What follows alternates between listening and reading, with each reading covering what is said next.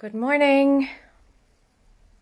We hope you're not too cold. I know in Dublin we had snow this morning.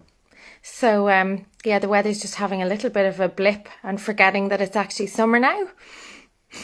So this morning I have the absolute pleasure of speaking to Sinead Lawless. I am incredibly excited to have this conversation because I know she has a very interesting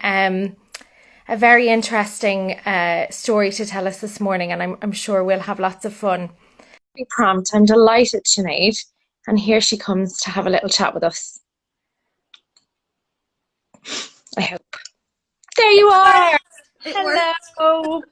I was really nervous. I've never actually Oh, done these before. don't worry. I promise. I'm really nice.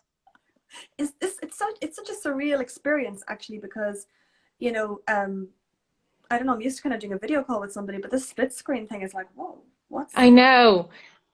And you kind of have to see yourself then chat. yeah. Yeah, And I'm I used to it know. on Zoom on my laptop, but not on my phone. So I'm kind of like, okay.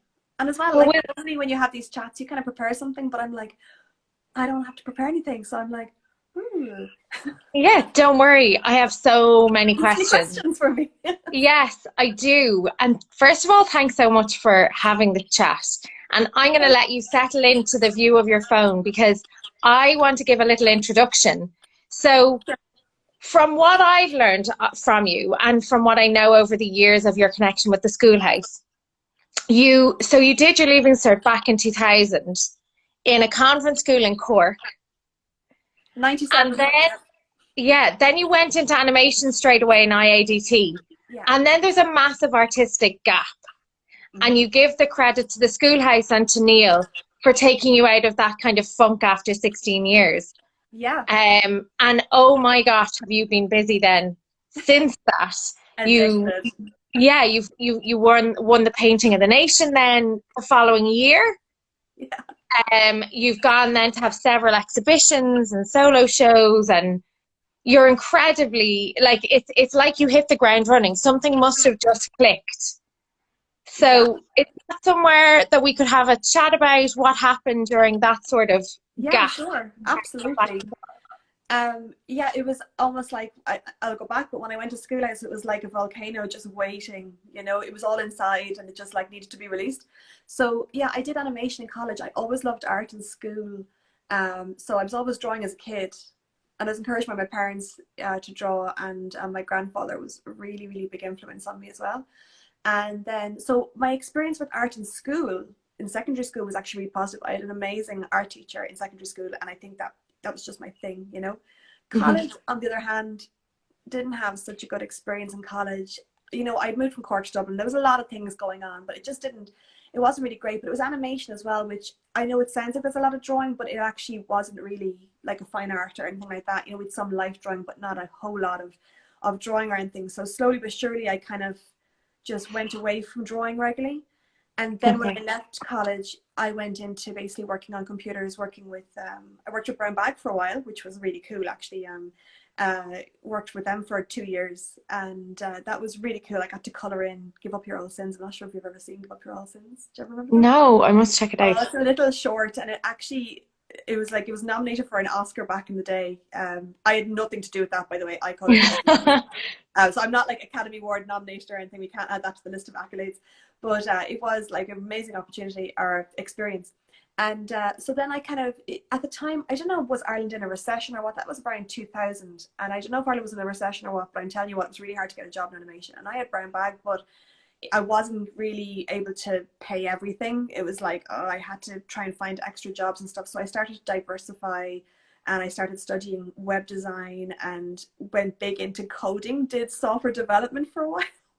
Okay. You're going to start noticing a trend. I tend to jump from hobby to hobby and career to career, right?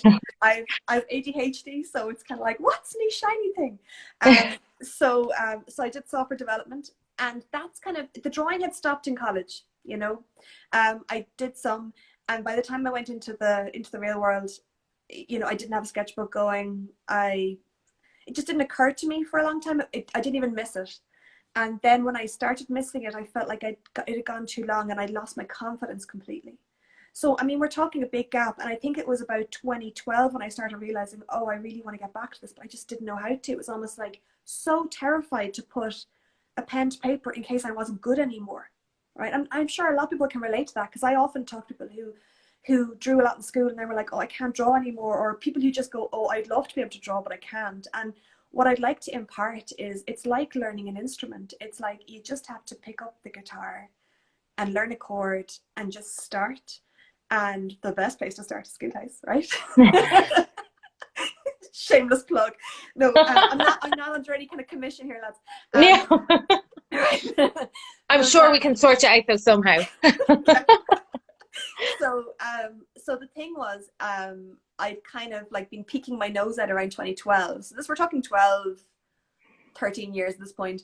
And I was like asking people, what do I do? I'm starting to want to draw. And they're like, go to life drawing classes, do this, do this. And I'm like, I'm terrified. I don't want to. And then I found Schoolhouse in 2015 and asked if I could come down to the life drawing class. Terrified. Like, I was so scared. And Neil was like, yeah, come on in. You know, it's really welcoming. And the life drawing group was so lovely. And it was such a lovely environment. And I swear to God, I walked into that little building. Not really that little, but, you know, it's you know, and the atmosphere, I often refer to Schoolhouse as my church, like not being a religious person, but there was just that, you know, that feeling you get when the air just feels right, you know? And I was just like, oh, I really like it here. It kind of reminded me, I suppose, in secondary school, that really positive experience of the art room we had. And we were in the Ursuline convent and they had the most amazing art room. It was in the basement, but it had steps down into it. So there was loads of light streaming in, you know, and it had the most amazing art room. And it had like, kind of, what's what they called? Cast, the sculpture thing. Cast iron? No, the sculptures, you know, the heads and stuff, the cast figures.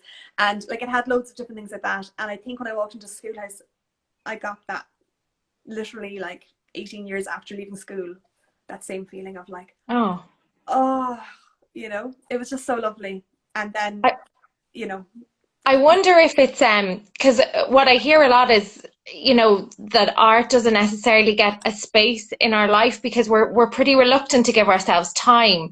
And if art is seen as a hobby or a pastime, it's not as easy to give that to ourselves. I don't know if it's an Irish thing or just a sort of validation of our creativity. Yeah. And then I know when we were all in school, art was part of the curriculum, so you were allowed. That was like a permission to draw. And then when you make that step to say, okay, I'm dedicating this hour or this half a day to do whatever it is, you know, within the Schoolhouse or whatever class you're going to, then you can relax into it and you sort of give yourself the permission. It's about the facilitation of it, isn't it? It's like, that's what Schoolhouse does. It creates the space. And like now I have my own studio, which is something I've always wanted. And I can't even believe I have it. It's in my house, but it's still my studio, you know? Yeah.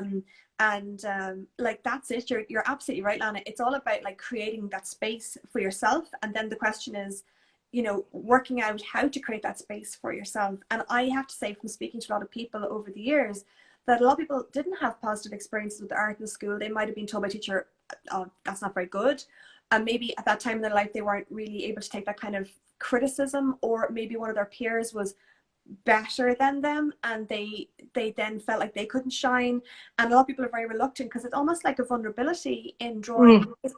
You know that feeling when you're in school and you're drawing something and people are walking behind you and you're like, don't look at it yet, it's not finished, you know? And I had it when I went to the Schoolhouse first, when I started the life drawing, you know, people were walking behind you easily, and I'm like, oh God, oh God. And then I realized everyone was just cool and everyone was just celebrating everyone else's versions of things. And it wasn't about being right or wrong. It was just about giving yourself space and time and expressing yourself. And that is a huge part of being able to create. It's about creating a safe space, really. Yeah. You know, emotionally, psychologically. Physically, yeah. You know? Yeah, no, I totally, I get that. And even, you know, teachers and peers have that kind of impact on us regardless of the subject. But I know when it's a creative block, then it's quite a hard barrier to get over, because it is something then that you know, it's a sort of self-nurtured process as well. It's not necessarily, you know, there's a balance sheet that, you know, you've got it right at the end. It's you know, you have to self-validate a lot as well. You do. Like, there's that whole thing, isn't there? We've all got that inner critic. You know, Yeah. the one that kind of goes, oh, I don't know about that now. And then you kind of have, we all have an inner aggrandizer as well. It's like the one that kind of goes, no, it's great, everyone's wrong, right? And it's kind Yeah. of balancing those two voices in your head, because one's trying to keep you up and one's trying to keep you down. And you're trying to balance those two voices in your head all the time. And then you're trying to get some objectivity. And it's a very kind of vulnerable place to be in when you're creating. It's almost like, I don't know, when I'm creating, it's like you open up. I'm getting a bit into hippy dippy stuff now, but like, and I'm into hippy dippy stuff, but it's like it's like you open up your heart a little bit to kind of create. And when Yeah. you're in that state, you're vulnerable, and you don't need negativity coming at you. You know, it's not all about like, oh, you're marvelous, everyone gets a trophy. It's not that either. It's just being able to take up space and being accepted for just creating what you want to create. And if you want to share, share. And if you don't, you don't have to. You know, and that's okay too. And I think that's really, really important part of it. And I know we talked about this before, but play is a huge part of it. And I like, I paint with oil paints now mostly, and I'm kind of big into portraiture at the moment. But one of the things I really enjoyed, and it's kind of like Schoolhouse as well, is when you're kind of, you go in and you don't know what you're going to be doing that day. Like in school, it's like, oh, we're doing lino today. You're like, I want to draw. And then the next thing you're doing lino and you're loving it. And you're like, oh, I didn't know. But there's no expectation for you to be good at lino because you've never done it before. So you don't have that expectation of yourself. And the next thing you know, then that translates into your drawing somehow. And then you're doing batik and you're like, oh, and then you're like, oh. So it's when you go into a class and you allow yourself to be a complete beginner and you release that expectation, that's when you can really create stuff. And it's really good for your soul. It's good for your health. I love it. But you've been incredibly busy since you picked back up the painting. That, you know, you've gone from, you know, a sort of a total gap of art to being, I can't catch up. Yeah, exactly. You're making up for lost time. Yeah. So what's that journey been like? Well, there's a thing as well about, I don't know if other artists are watching this or whatever, but like you have kind of paintings in your head, and they're like gremlins really. And like if they don't come out, like you dream about them, you think about them, you're like, someday I'll paint that thing. And I started realizing, I started using a sketchbook, and I was like, oh my God, if I don't paint them, they're going to torment me forever. So it's kind of like, get them out. It's almost like, bleh, you know. But as well, like yeah, I'm kind of like, I'm prone to hyperactivity, so I can get quite hyper, and I can get like really, really industrious at times. And like, you know, my self-portrait's an example of me going like really into the detail because I was just like on a buzz or whatever. Not drug related, just purely just my own brain. Oh, my house alarm has gone off. You finished that for a sec. Oh, I keep talking. So yeah, what was I saying? Oh yeah, about focus. Well, are you okay? I so apologize. Tell me you're not actually on fire.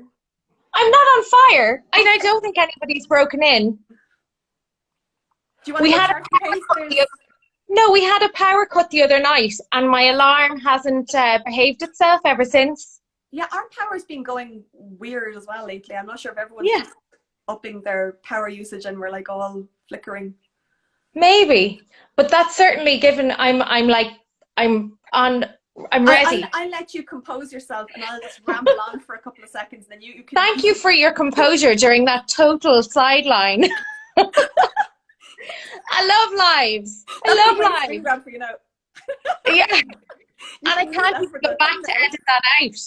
So this is here. This is on our IGTV forever. You know. Anyway, like, we're live, guys. This is live. You know. This is real life. That really just happened. We're like news anchors. Carrying on. Yes. But I was really into your conversation as well. So that's why it shook me to the core. I was like really intently listening. So I'm sorry. Because and I can see Susan Staunton is laughing faces at us. I was talking about something happening in my brain, and then the alarm went off. It was almost like my brain screaming. Oh, anyway. So, but I have seen your sketchbook. It does not look like anything of a blur on a sketchbook. They are incredibly detailed and amazing sketches. The sketchbook is so important. And I swear to God, I know people are watching this and rolling their eyes because everyone hears that. Oh my God, you need to keep a sketchbook, right? And I heard it for years and I was like, I started collecting gorgeous sketchbooks. I went on holiday to Italy one time and I found a handmade paper, leather bound sketchbook. And I was like, oh my God, this is the one. That is still sitting on a shelf empty because I'm like, I'm not Leonardo da Vinci and I can't draw on that, okay? So it's just, I should just frame the sketchbook because it's never going to have anything drawn in it. Because that's the problem with sketchbooks. It's like, oh, it's kind of like it's a entity. You gotta just kind of fling it out the window and go, look, just put whatever into it. Make it just so that it's for your eyes only. Now I do share images of my sketchbook. There's a lot of stuff I don't share too because it's full of random. You ever wonder, like, you know, if when you die, like someone walks into your house and finds your stuff, it's like, oh, please don't go through my sketchbook. Yeah. It's like a form of a diary, I imagine. You know, it does. It becomes a bit like, so sometimes with art, you don't know what you're exposing. You're kind of just going for it, and then you're like, yeah, reflection. Yeah, don't let anybody analyze it on you. But you do keep yourself busy, and the validation of the different, you know, the painting, the nation's painter. That was incredible.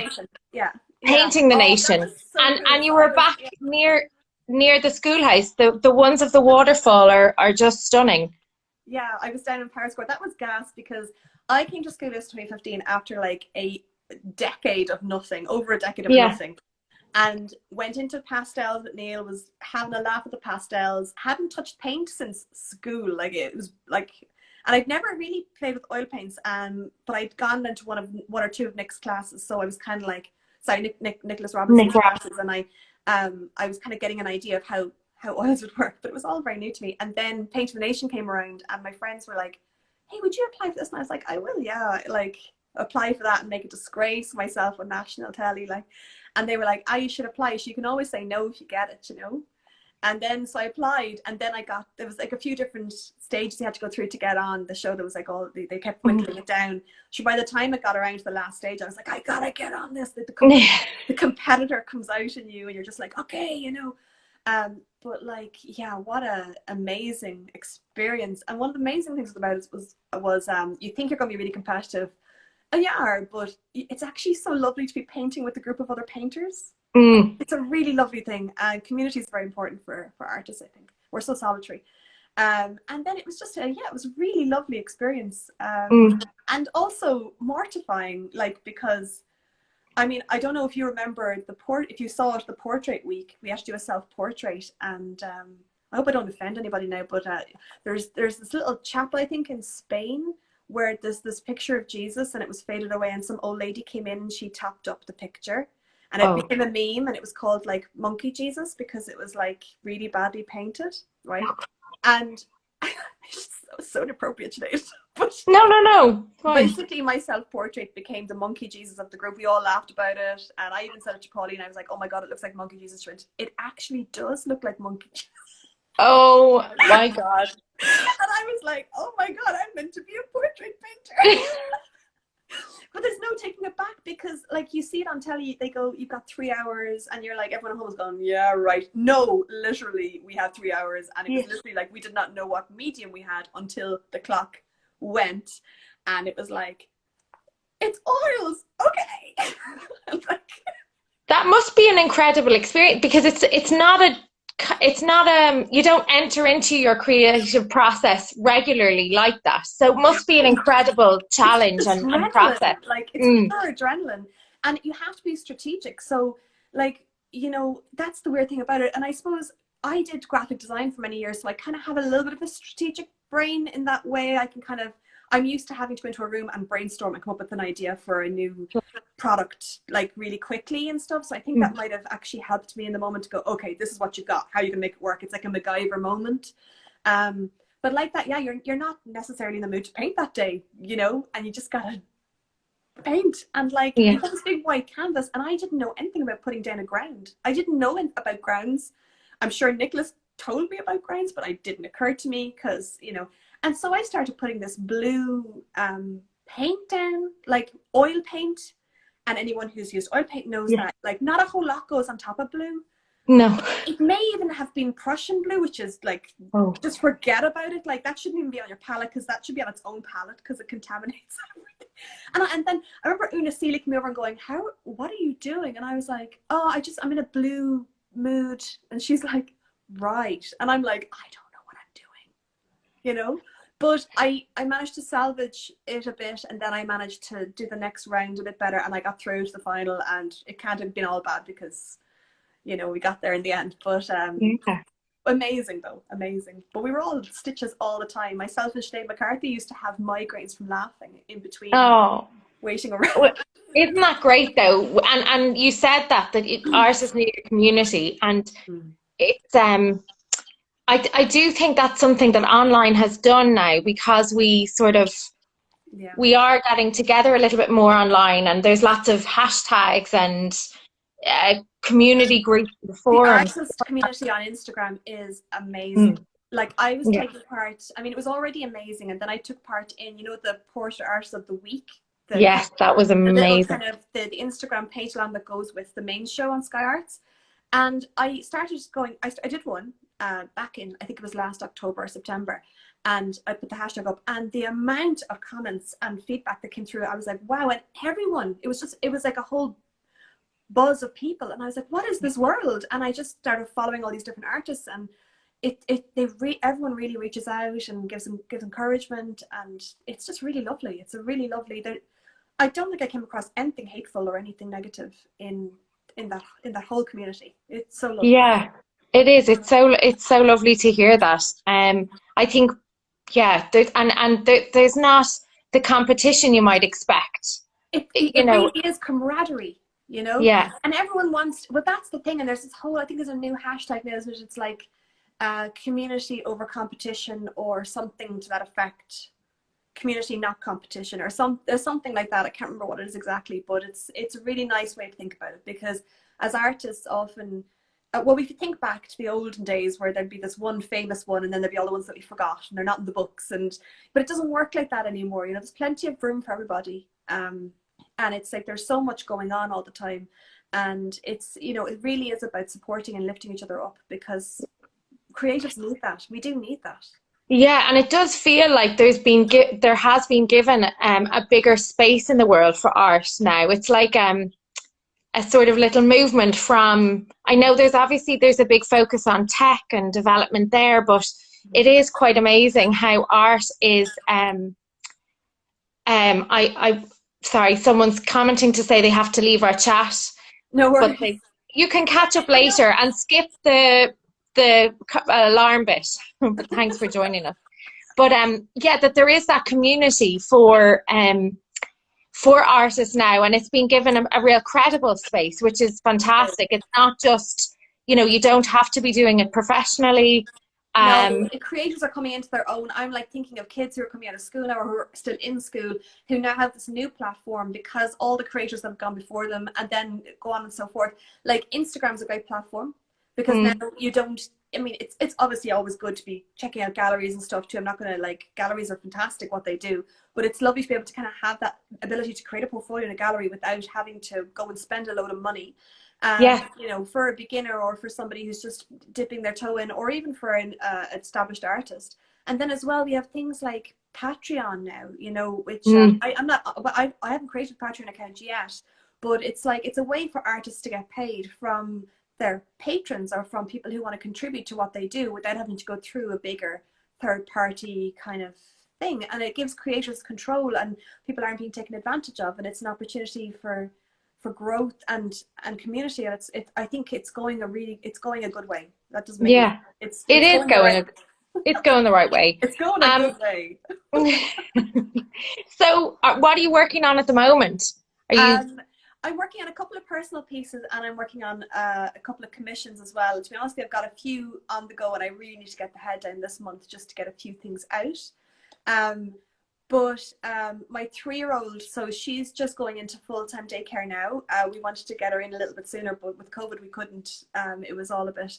So I'm kind of trying to just, I'm doing so much admin at the moment to try and get everything organized. I'm the worst at that, and I really have to dedicate time to that. So I've been using this tool called Notion, and it's like just trying to get all stuff there. Oh my God. But I am painting away, and I think it'll be time for a workshop soon. I'm that kind of person that I like to do workshops, to actually participate, to be a student in a workshop in something that I don't do normally, so that I can be a beginner again and get some, some fresh perspective. Some fresh perspective. But with my work, like, I'm definitely diving into color a lot. I know when I started Schoolhouse with Neil and the pastels are like pretty much pure pigment, and I was loving that. I was like, oh, yum, yum, yum. And then I went through a period of learning how to mix colors and oils, and then toning down. And then for a while I was allergic to color. I was like, no. And now I'm just like, color. So yeah, I'm kind of dialing it right up again, and it's getting very, very colorful in here, and I'm loving it, Is the painting you put up this morning on your Instagram account, is that your daughter? That's my daughter, yeah. Oh, yeah. She's gorgeous. And I know it's Clive Myrie. You can see Myrie. Yeah, Clive Myrie. You can see the colour. You can see your passion for colour in that, but still maintaining such an incredible portrait. It's all about keeping the tones right, and like, I mean, again, I've been to Nick's classes, so Nick teaches it really, really well about tone and color and things like that, and he gives you a really good skeleton to kind of get your painting going. And it's really important to have that kind of almost underpainting of tone done, or something like that, even if it's a rough sketch. I unfortunately don't have a lot of patience, and sometimes I go straight in with color, and then I end up having to correct. But that's kind of like, I feel like that's my cross to bear, because I was impatient at the beginning.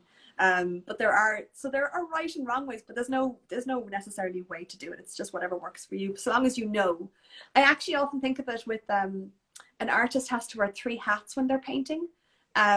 One is the assistant. You have to be your own assistant, so you have to clean your brushes, right? Clean your palette, get your cloths out, make your space, I don't know, whatever it looks like, make your cup of tea. That's your assistant hat.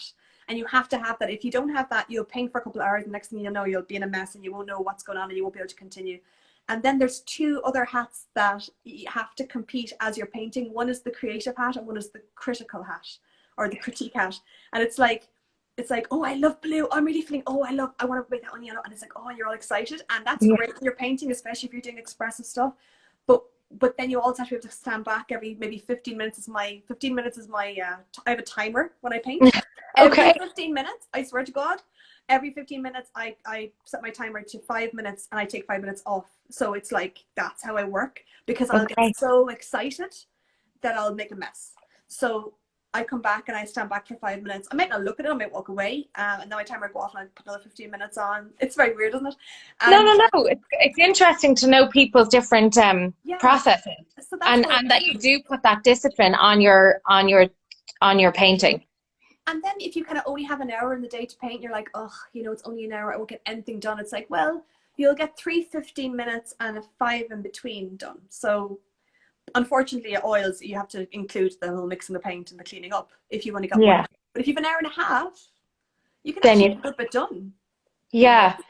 And I think that it's interesting. Like, I love that theory of having 3 hats on, and how important each hat is. And I know when we were chatting before, we talked about sort of, once you get the foundations right, and the kind of real basics of how to approach your painting, and like you said, if you have the patience to get that foundation right from the start, then your creativity can really come out afterwards, where you can start to explore with how you use the color. So what the audience of your painting sees isn't necessarily that kind of nitty-gritty painstaking part at the start. That's it. Something can look really free and loose, like the Clive Myrie portrait, like they were saying, that looks really free and loose, and I think they were saying it looked vibrant, or no, there was something about the brushstroke that it looked like kind of a spontaneousness to it. And if they started painting it, like, no, it's very measured and slow, and like, I might stand for a couple of minutes before it's one brushstroke, and you're like, it's not like this imagined kind of like, although I have seen Brenda Malley paint like that, so I mean, it can. Yes, it's just I have seen an extreme level of talent to be able to be that free. And I imagine it's kind of like watching again like a virtuoso guitar player or pianist, where they're so good and they know their scales so well or whatever it is, that they can really get lost in the moment. And you can have moments like that, for sure. It can happen, but it's not the normal. So it's important to know the rest of it's just showing up and diligently working away, and then every now and then you're like, oh, yellow. They said that you've juicy brush marks and vigorous painting. I loved it. Yeah. Vigorous painting. It looks vigorous, but like I actually wasn't painting vigorously. You know what I mean? So yeah. But that's from the confidence of knowing that your underpainting or your drawing at the start was accurate. So you could really, be confident with those brush strokes during the painting stage. It's true. And it's also when you get confident, like I've been doing oil for a while now, you get confident about making mistakes. You get confident about correcting mistakes. Okay. So like, if I make a mistake and I'm using paint really thickly, I'll just scrape it off, I don't know, like, what's that phrase? It's, little darlings. I think Americans use the term little darlings when you're painting and you create a little area, you're like, oh, I really like how that's working. And then you end up kind of like getting tighter and tighter because you just want to save that little bit. And you're like, I'm just like the anti-darling, because I'm just like, okay, when I'm painting, it's like, you might like it now, but it may not make it till the end. I'm sorry. Like, Cutthroat. Yeah. So if I really, really like it, I'll take a photograph in that moment and I'll consider it as an abstract piece, maybe put it on Instagram as a close-up or work in progress, because that's a way of kind of getting a little bit of gratification from it, Yeah. but that you've saved it. You've saved before the version, but like ultimately, if you're painting the way I paint, there's a certain amount that you can control, and it's like the paint sometimes does something beautiful and you're like, oh no, it's done something beautiful, but I'm only on this layer and that's not going to be able to be maintained, and if I do try and maintain it, I'm going to have to sacrifice something else. That's a life lesson. I mean, that could be in your everyday. There could be one small part of your everyday that's working, but to keep that, you've sacrificed other bits. That's so true. We know that as moms, like, totally. Yeah, definitely.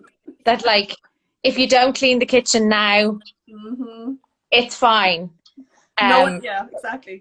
Or your clean kitchen can't be maintained as your little darling. That's it. Without the rest of your day going. I was saying it to Stuart the other day, I wash the floors. I do wash the floors regularly enough, but not like a lot.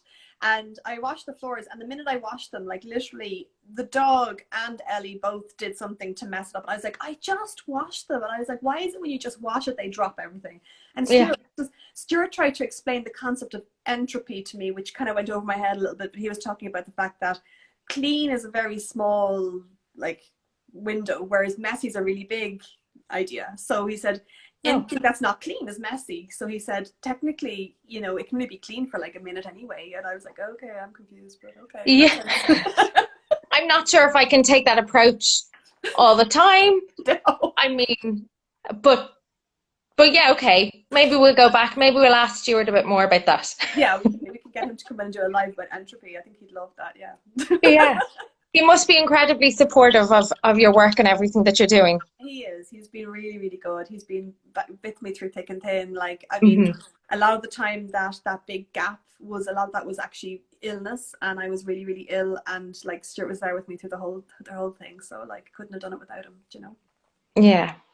Well, I hope we can get you back to the Schoolhouse soon. And maybe you'll even run some classes of your own come the autumn schedule. Wouldn't that be great? Yeah, it would be great.